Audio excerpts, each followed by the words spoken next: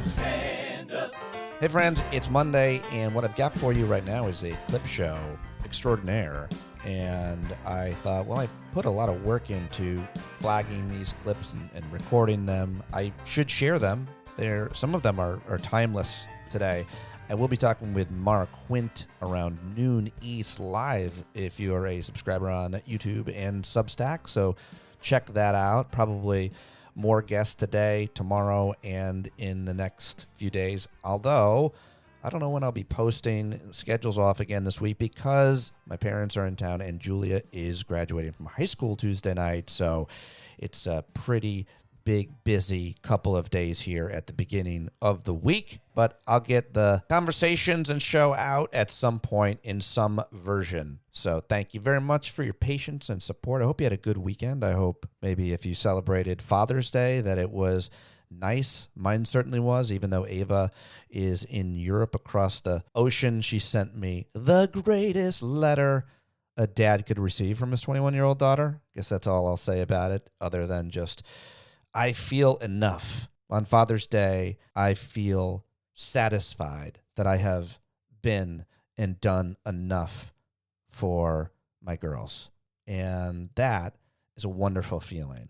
That's the feeling I have strived for their whole lives, and I just want to acknowledge it's the feeling that I think I've achieved and that they have acknowledged that I have. And so it feels wonderful to just be enough, and even better to acknowledge that and say it to myself and write about it, share it with you. And I hope that that is something that you have felt on or off or consistently if you're a parent. And if it hasn't, there's still time. Don't leave anything unsaid is a rule I try to live by most of the time. I keep thinking about that sign someone sent to me. Who was it? Please remind me and forgive me for not remembering. That said, you give your kids two things: roots and wings.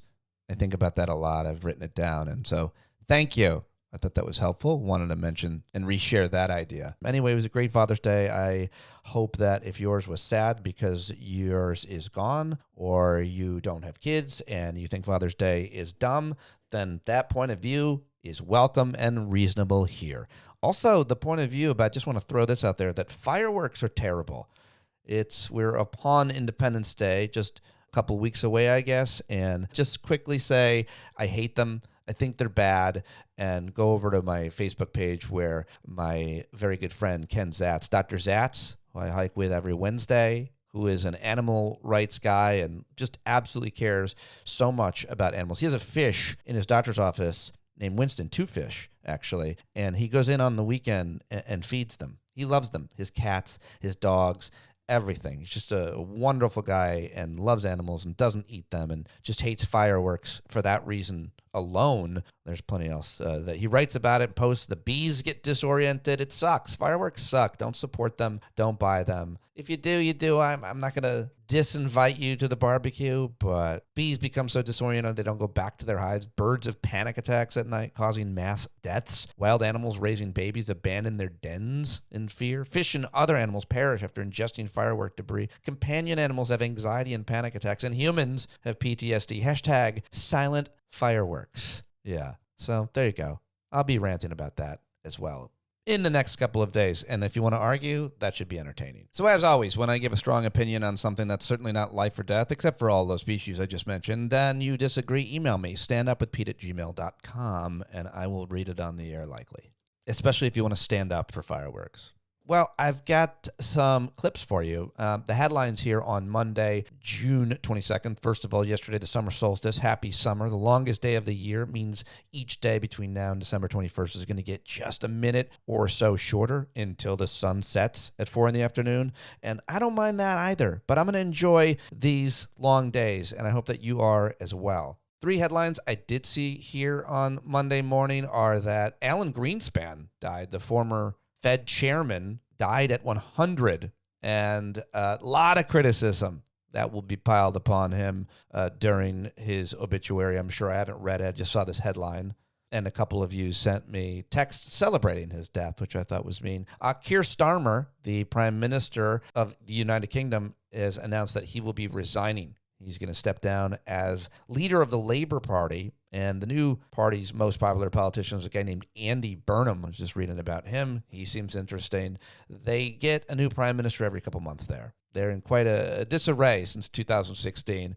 It would seem a lot of the same problems that we have here, of course. Latest headline on the U.S.-Iran talks, J.D. Vance points to progress after renewed U.S.-Iran talks. Impossible to keep track of those talks and what, if anything, is getting accomplished, not to mention the palace intrigue and gossip around all of it. But what an absolute disgrace and mess it has all been ever since Trump 1 broke the Obama-Iran deal, the JCPOA, and has been trying to cobble something similar back together, but now it's too late and Iran is empowered and learned that they control the Strait of Hormuz. By the way, just to be clear, like the solution here, if it was never more obvious, is renewable energy. Be the primary producers of renewable energy. Gas and oil still has stranglehold on the Republican Party, almost entirely Republican, some Democrats as well from those oil and gas producing states. But that is the foreign policy solution of our time. And it has been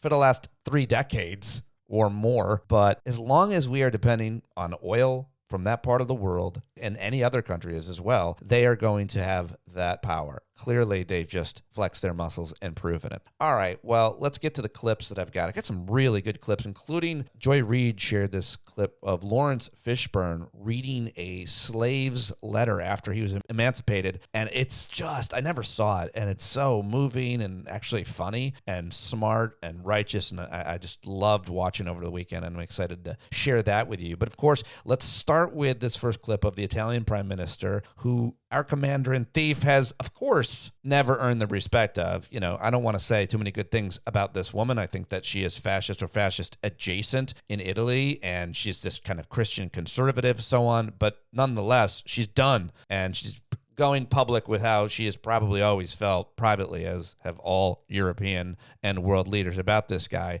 But here's the translation. You heard about this. Trump said that she was begging me to get a picture. Well, she answered, and here's the translation of it. So certain things deserve an immediate response. Donald Trump's statements are completely made up. I am frankly stunned. I don't know why the President of the United States behaves this way with his own allies. It's not the first time this has happened, after all. I can only say it's a shame. He doesn't show the same determination with the enemies of the West, with the enemies of the United States, with leaders with whom instead he proves to be much more accommodating. But he must remember one thing. Italy and I never beg. Yeah, well, that was just the first salvo. They've been going back and forth. It's ridiculous and pathetic and embarrassing as it is, but that's why I probably should have started with something a little lighter and funnier. So here is the actress Kerry Washington on Seth Meyers' late night with Seth Meyers on NBC. And I love this exchange that they had. It was very funny. It sounds like a lot of us talking at our hangouts. You know, my oldest is 10, and then we have an 8-year-old, and they curse all the time. And they my wife, do? Yeah, but my wife... That's white people's houses. Yeah. Black people do not. They curse all the time. That would never stand in my house. The worst is they curse the way I curse, so they don't, like, yell it. Like, the other day, my, like, son just, like, banged his knee when he sat down. He just went... No! Yeah. No! Yeah.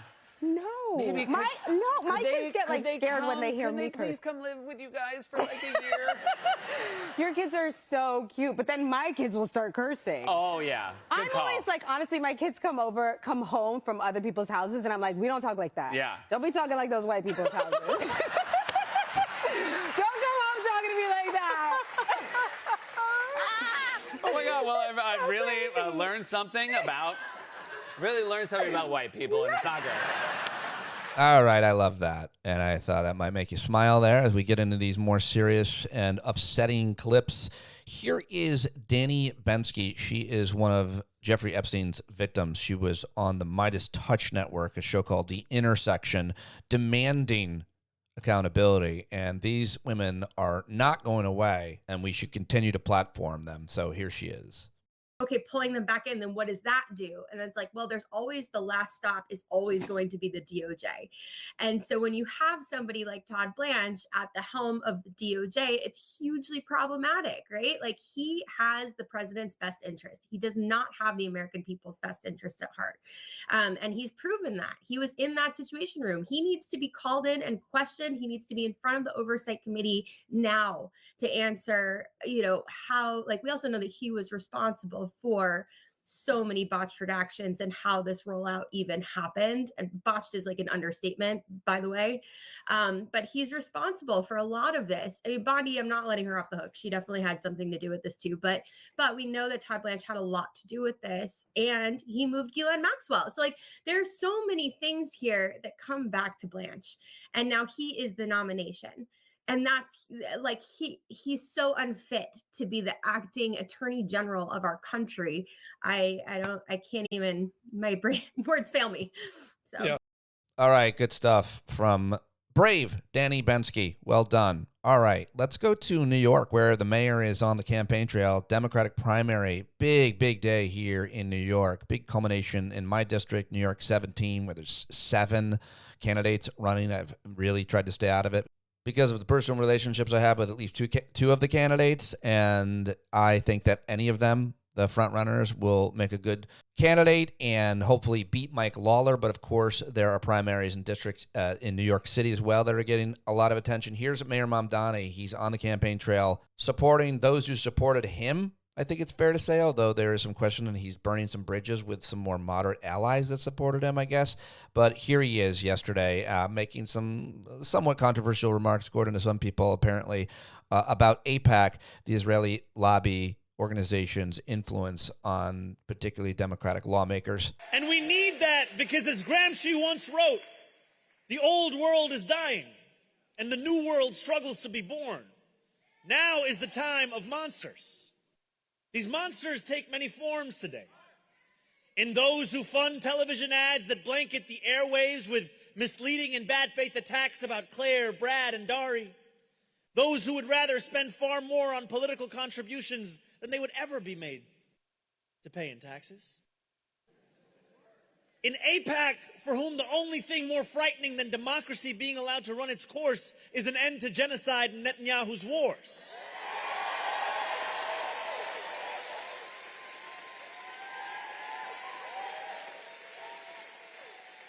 They move millions in dark money to accomplish a single goal: to preserve their power so that they can turn us against one another, instead of our leaders turning towards the moral change we all know to be necessary. In a politics that for too long has asked working people to lower their expectations, to settle for less, to become satisfied with small victories while our wages grow even smaller and our costs grow even larger. To resign ourselves to resignation, to accept the unacceptable. In the wealthiest city, in the wealthiest country in the history of the world, we need not live in fear of monsters any longer. All right. So people taking issue with the phrase monsters, I guess, and feeling like it might be anti-Semitic. And yeah, I don't think it was great. I don't think that was a great choice of words, but based on if he's specifically referring to the Israeli government policy and what they have done in Gaza and now Lebanon, as well as Iran, I don't know how you can see them as any other. Dehumanizing people, especially those who have been dehumanized themselves, is something I walk a pretty fine line on. It made me uncomfortable, but I'd love to hear your take on it. All right, here's Pete Buttigieg. I thought this is really good. He is clearly running for president and taking a strong stance on an important issue that I think every candidate is going to have to take. How do we reform PAC, the Supreme Court? Do we add justices? Are you for that? Are you wishy-washy? Are you clear? Well, Buttigieg is very clear, it would seem. We have to deal with money in politics. We have to deal with a Supreme Court that is now a rogue Supreme Court. To see them eviscerate the Voting Rights Act is to see them reverse some of the most important progress this country ever made. wiping out black political representation, but also wiping out part of what actually is great within the complex American story. The fact that this country was able to face down its demons, which is what the Voting Rights Act responded to. Just like the 14th Amendment responded to this country facing down its darkest demons. Talking about that isn't disparaging America, which is what this administration would want you to believe. Talking about that is honoring what was greatest about America, which was our capacity to overcome that. And now we've had this leap back from a rogue Supreme Court. When I was running for president about... Now there are some really progressive ideas about handling that rogue Supreme Court. Mm-hmm. What do you think about some of those? I think it's time to think big. Including increasing the number of justices? Nowhere in the Constitution does it say that there have to be 9 Supreme Court justices.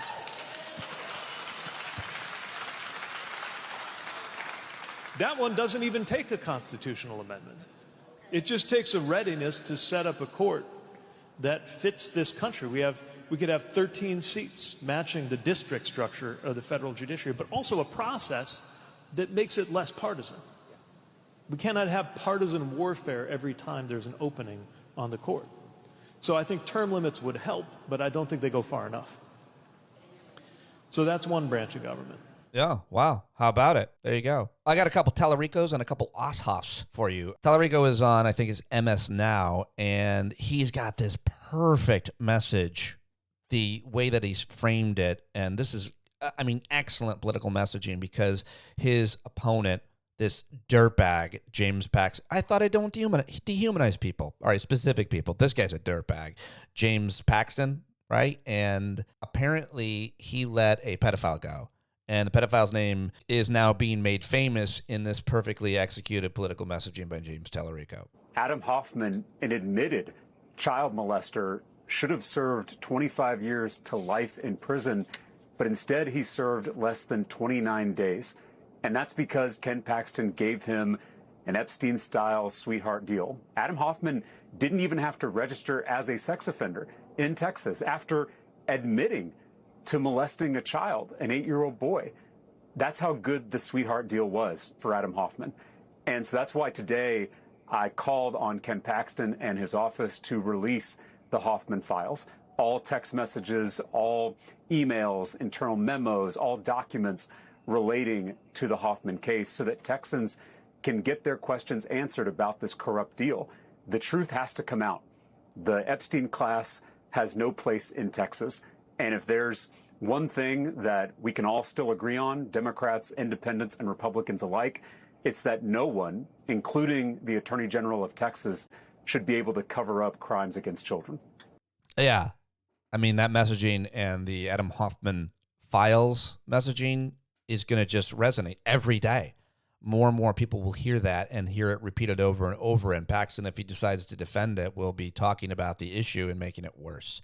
That guy is pretty good at politicking, that's for sure. Also, so is this guy. Jon Ossoff gets out of his car, and now TMZ has a Capitol Hill or Washington correspondent, and it's like, as you would expect it, a dum-dum who's trying to ask more salacious questions. In this case, he really wants Jon Ossoff to respond to Donald Trump calling him a name. And instead, Ossoff just delivers the same message twice, does not play the stupid game of the TMZ reporter, but still does it in a likable way. Here's how it went. Senator, Jacob here with TMZ. How's it going? All good. So I don't know if you saw, but last night, Donald Trump went on Truth Social and he called you a failed Democrat and then has a new nickname for you. He called you Os Jerkoff. Your response to that? He is a disgraced president, humiliated on the world stage by his failed war, raking in billions for himself and his family while he makes you pay more for gas, for groceries, and for healthcare. Mm-hmm.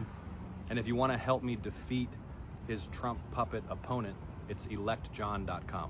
Well, the nickname, like, I talk to a lot of people on Capitol Hill. Everyone likes to kind of put on a brave face, but I feel like when you get called a name, it's like kind of offensive. Like when you saw that, were you like, did it hurt your feelings at all? Like it would for me maybe, I'm just curious. I don't care about nicknames. What I care is that we have a disgraced president, humiliated globally for his failed war, who's making Americans pay more for gas and groceries and health care while he and his family rake in billions of dollars. And again, if folks want to help me defeat his hand-picked puppet candidate in Georgia, it's electjon.com. Got you. So do you feel like he's targeting you because of the election coming up?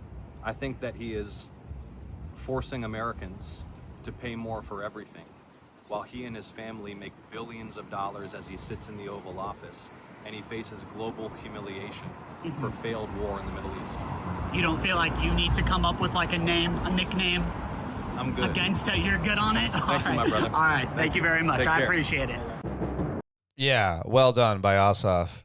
If he had it to do over again, I think he could have said, "No, I don't need to come up with a put down name for him because I am a grown man.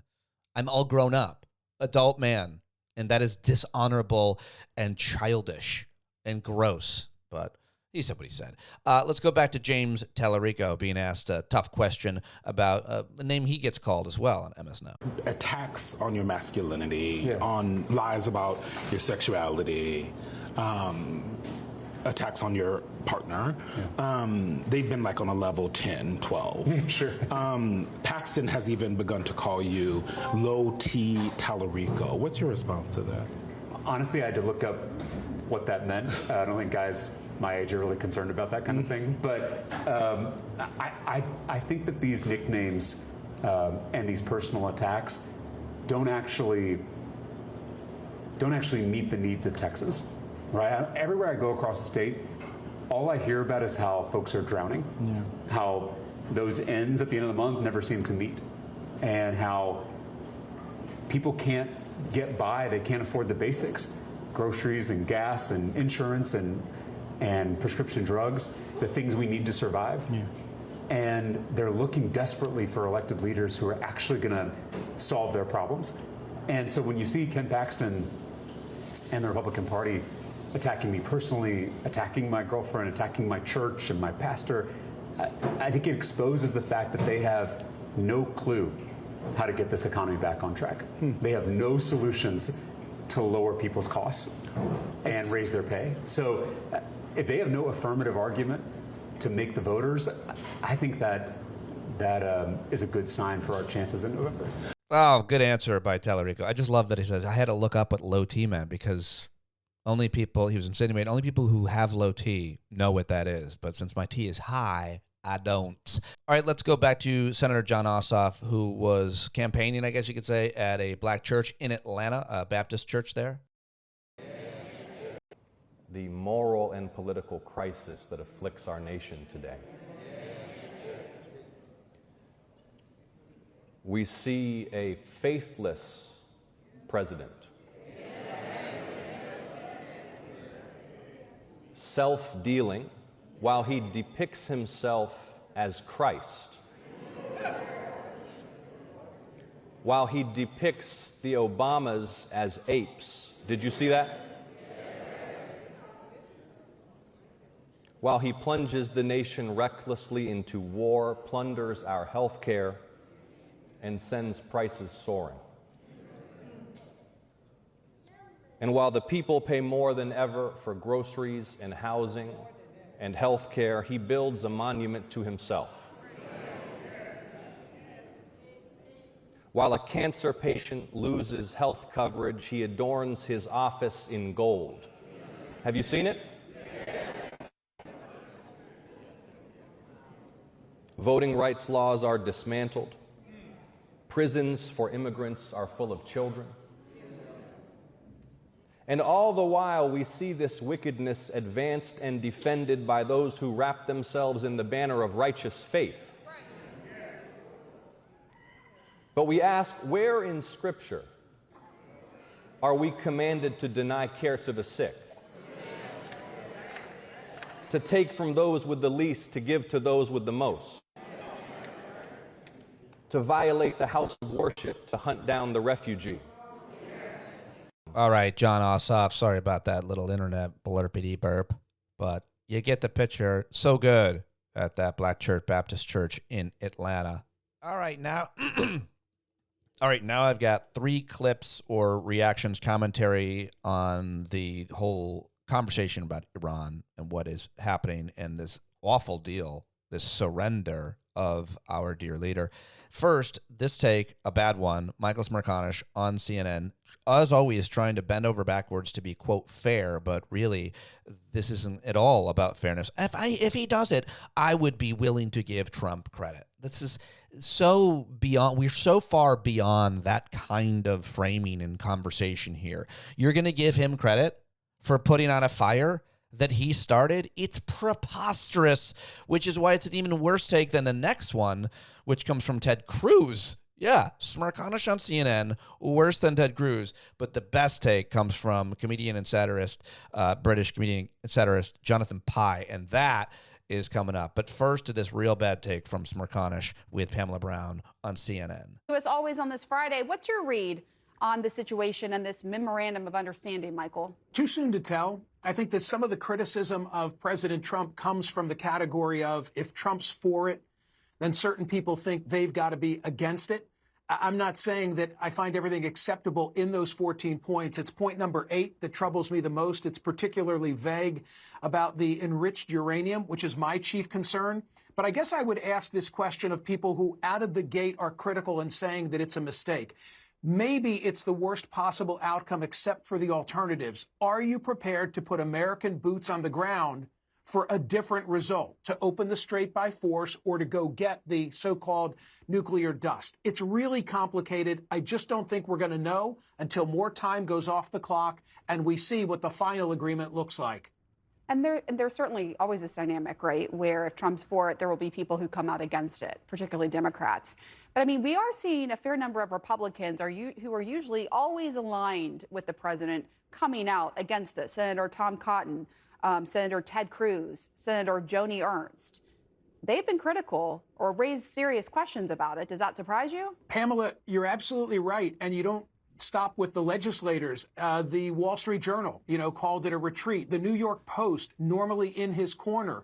Among those who've been critical, I think they identified 5 different provisions of the 14 that they thought were problematic. So, yeah, I share the concern that says maybe after all this effort since February 28, we're not going to get the result that we wanted. If in the end, however, the result is they really can't have a nuclear weapon and we are in control of the enriched uranium, I'm willing to give the president credit for that outcome.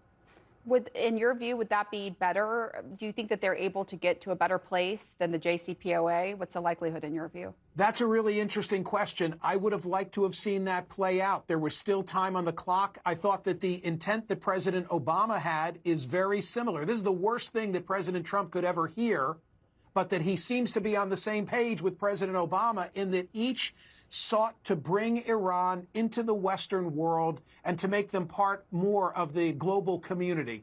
That's where they both seem to have ended up. And maybe we should have just allowed that to play itself out instead of tearing up the JCPOA. Why are he finally lands at the decently right point, but why are we asking him any questions?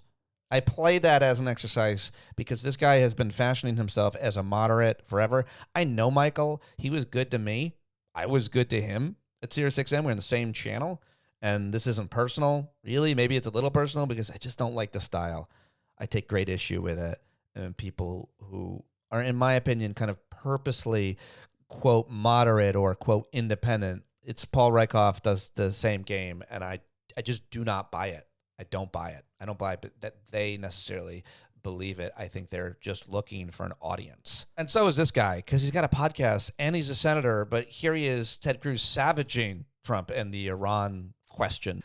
Yeah, our last podcast, we talked about the rumors that were swirling about what might be in the Iran deal. The administration has now released the memorandum of understanding that has been signed, and so we know the text of it. And as we said in the last podcast, it was highly concerning. And it turns out every bit of those rumors were accurate, and what was being circulated was in fact what was in it. I believe the president is getting very poor advice on this, and history teaches a very simple proposition, which is that giving billions of dollars to theocratic lunatics who want to murder us is a very, very bad idea.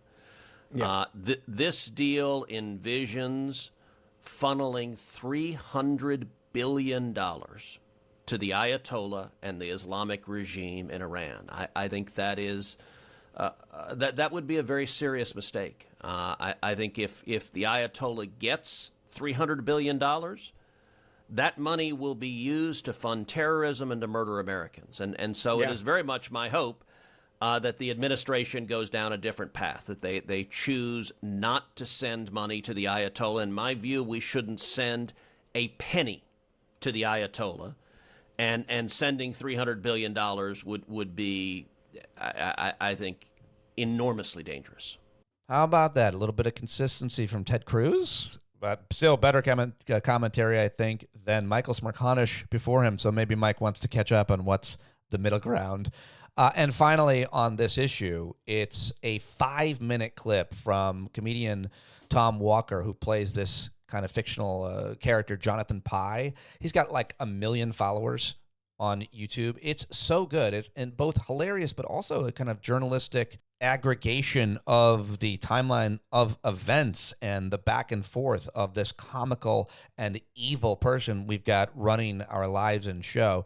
Anyway, here it is, Jonathan Pye. It's 5 minutes. It gets better and better, in my opinion. Totally worth listening to today's clip show, if not for Lawrence Fishburne Reed, who better coming up. But here he is. And I think the bit here is he's reporting to the anchor back in the studio as kind of a more serious correspondent, moderated. Then he becomes more honest as soon as they go off the air, takes off his tie, and starts his rant. So good. Jonathan Pye. More than 100 days after US and Israeli bombs began falling on Iran, both sides are claiming victory, a sign perhaps of how much both sides needed a way out. Back to you, Sophie. Thank you.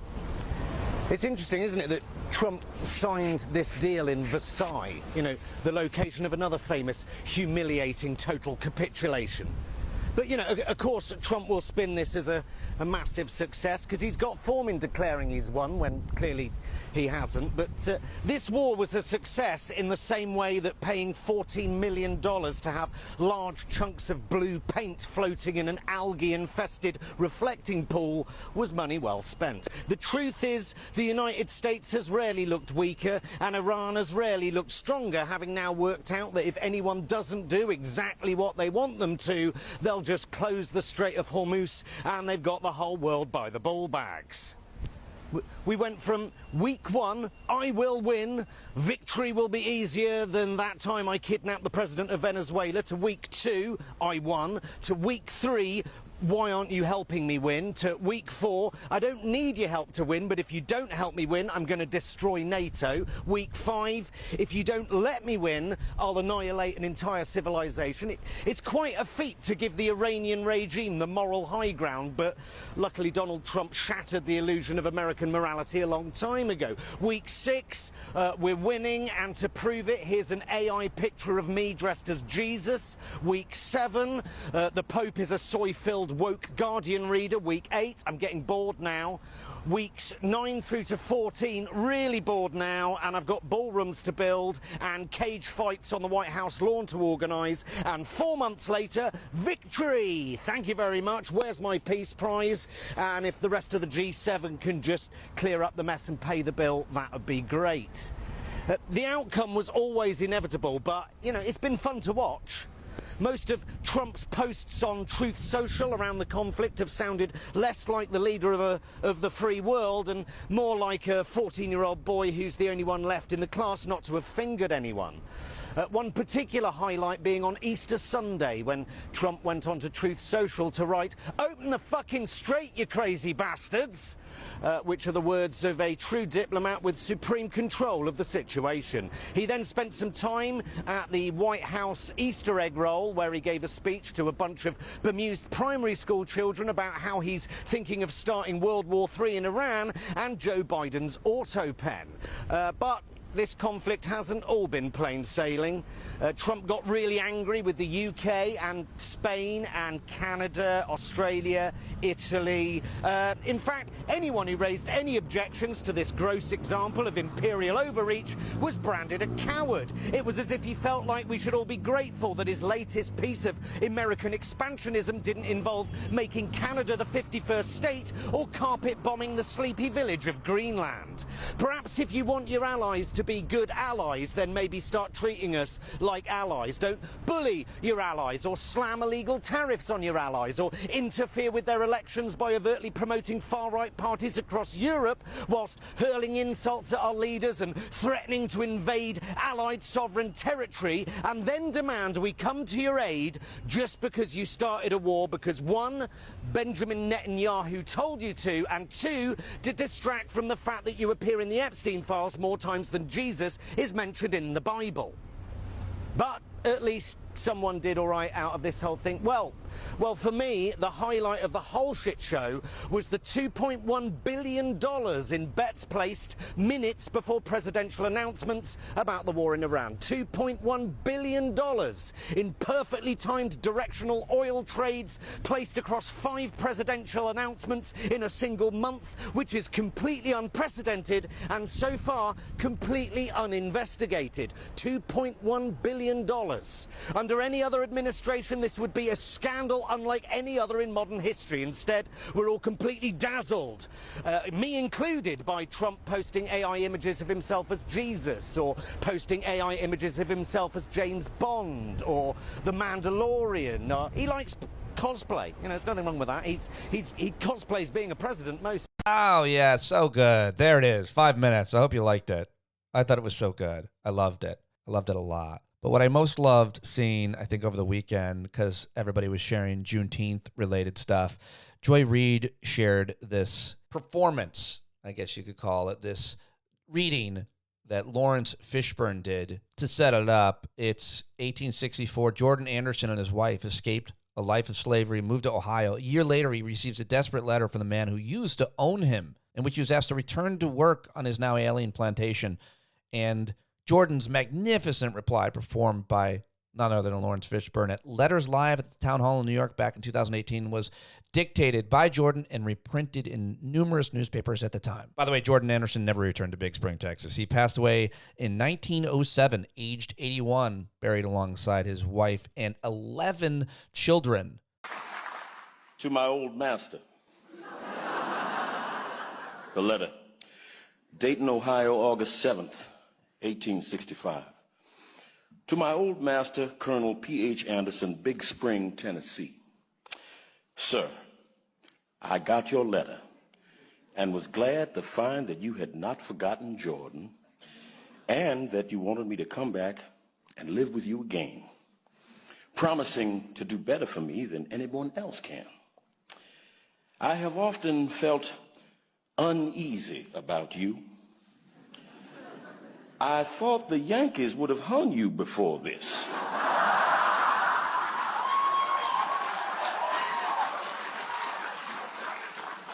For harboring Rebs that they found at your house. I suppose they never heard about your going to Colonel Martin's to kill the Union soldier that was left by his company in their stable. Although you shot at me twice before I left you, I did not want to hear of your being hurt and am glad that you are still living. It would do me good to go back to dear old home again and see Miss Mary and Miss Martha, Alan, Esther, Green, and Lee. Give my love to them all and tell them I hope we will meet in the better world, if not in this.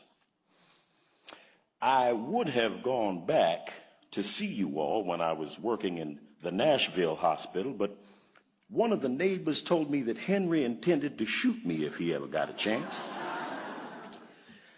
I want to know particularly what the good chance is you propose to give me.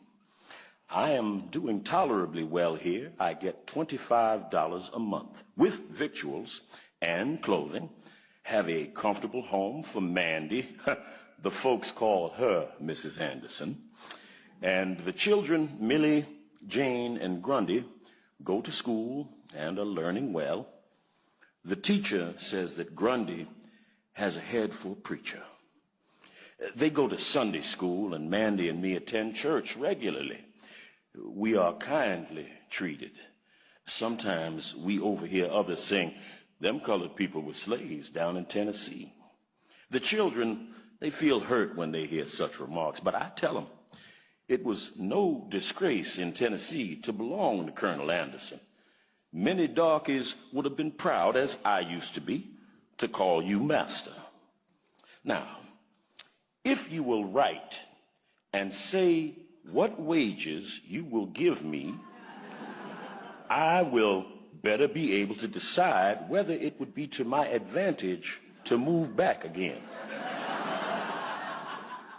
As to my freedom, which you say I can have, well, there's nothing to be gained on that score.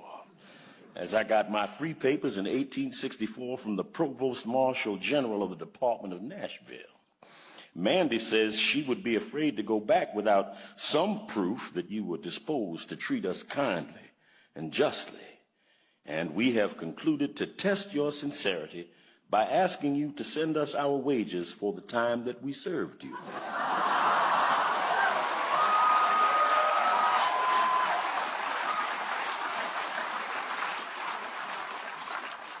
This will make us forget and forgive old scores and rely on your justice and friendship in the future. I served you faithfully for 32 years and Mandy 20 years. At $25 a month for me, $2 a week for Mandy, our earnings would amount to $11,680. Add this, the interest for the time of our wages have been kept back, and deduct what you paid for our clothing and 3 doctor visits for me, pulling a tooth for Mandy, and the balance will show what we are in justice entitled to. Please send the money by Adams Express in care of V. Winters, Esquire, Dayton, Ohio. If you fail to pay us for our faithful labors in the past, we can have little faith in your promises in the future. We trust the good Maker has opened your eyes to the wrongs which you and your fathers have done to me and my fathers in making us toil for you for generations without recompense. Here I draw my wages every Saturday night, but in Tennessee, there was never any payday for the Negroes any more than for the horses and cows. Surely there will be a day of reckoning for those who defraud the laborer of his hire. In answering this letter, please state if there would be any safety for my Millie and Jane, who are now grown up and both good-looking girls. You know how it was with poor Matilda and Catherine. I would rather stay here and starve and die if it came to that, than to have my girls brought to shame and violence by the wickedness of their young masters. You will also please state if there have been any schools open for the colored children in your neighborhood. The great desire of my life now is to give my children an education and have them form virtuous habits. Say howdy to George Carter and thank him for taking the pistol from you when you were shooting at me. Your old servant, Jordan Anderson.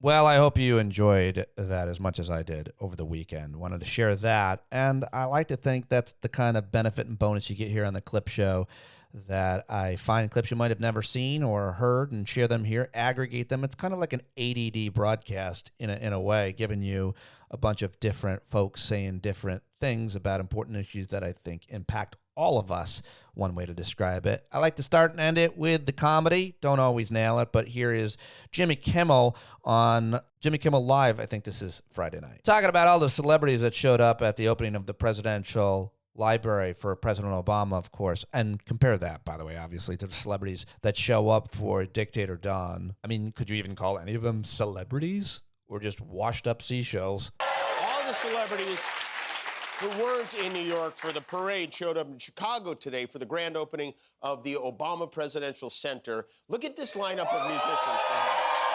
Bruce Springsteen, Christina Aguilera, Common, Eddie Vedder, Jennifer Hudson, John Legend, Mark Anthony, Marseille Martin, The Roots, Stevie Wonder, Thames, Bono, and The Edge. I guess they couldn't get Vanilla Ice. What a bunch of losers. All the living presidents were on hand, minus one, of course. Bill and Hillary Clinton showed up. George and Laura Bush were there. Oop, be careful there, President Bush. Joe Biden and Jill Biden were at the event. Sasha and Malia were there to support their mom and dad. And, of course, Barack and Michelle, which Donald Trump was not invited to the ceremony, which is a shame because the Obama Center has a library, a vegetable garden, a gym, so many things Trump has never seen. Obama gave a speech. He did not mention the orange one, and neither did Michelle, though she did manage to land a subtle little jab while listing her husband's many accomplishments. Ending a war, ordering the bin Laden raid, saving an auto industry, winning a peace prize.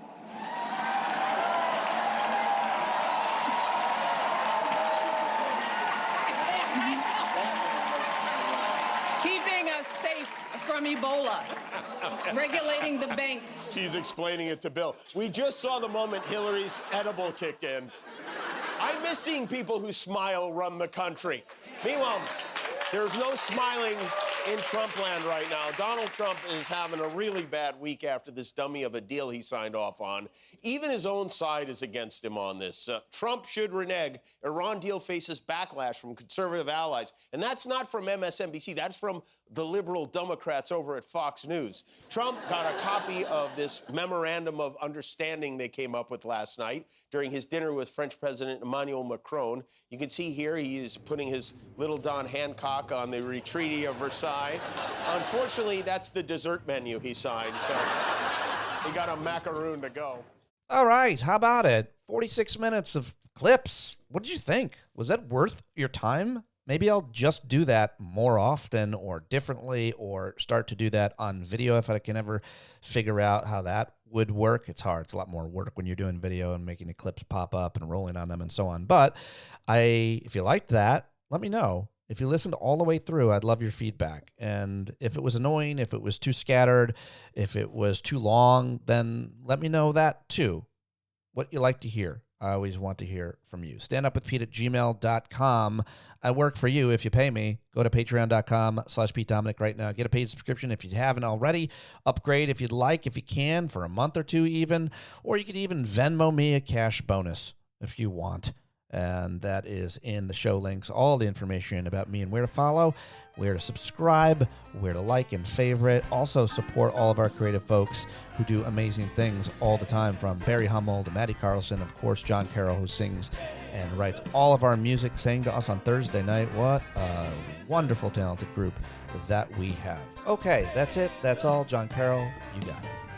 When the tyrants taunt you and the sirens tease, you better stand up, stand up. Let the brave meet the challenge, let the meek weak flee. Boy, you better stand up, stand up. When you're tired of begging, saying pretty please, that's the time you gotta finally get up off of your knees. When you can't see the forest for the burning trees, you got to stand up. Hey, you've been sitting so long, you got the creaky knees, you gotta stand up, stand up. I think you're driving wheels been leaking grease. Boy, you better stand up, stand up. Well, there's a whole lot more of us who know what's right. They'll keep right on ignoring us if we keep sitting tight. You got to open up the window to let in some light. You gotta stand up, that's right. You got to rise up, you got to stand up, you got to stare the devil straight in the eye. You got to let him know it's his turn to go. See it clear when all you hear is a lie. So get up off of your butt, down off of your fence. Even if it ain't a very friendly audience, well, they'll begin to listen when you start making sense. And you stand up, stand up. No need to point your rifle to defend your town. Just stand up, stand up. You know they can't deny you what you're laying down. Boy, you better stand up.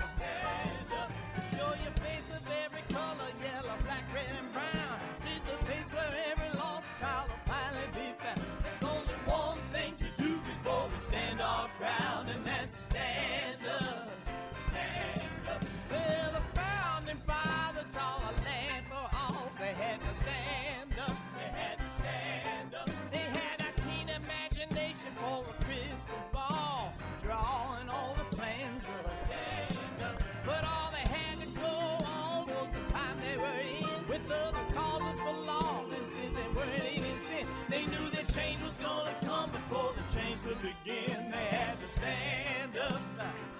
All right, they had to stand up. We got to stand up. We got to look the devil square in the eye. We gotta let him know it's his time to go and make it clear when all we hear is a lie. Why you lying awake wondering where the money all went? It'll be the cost of freedom that'll go unspent.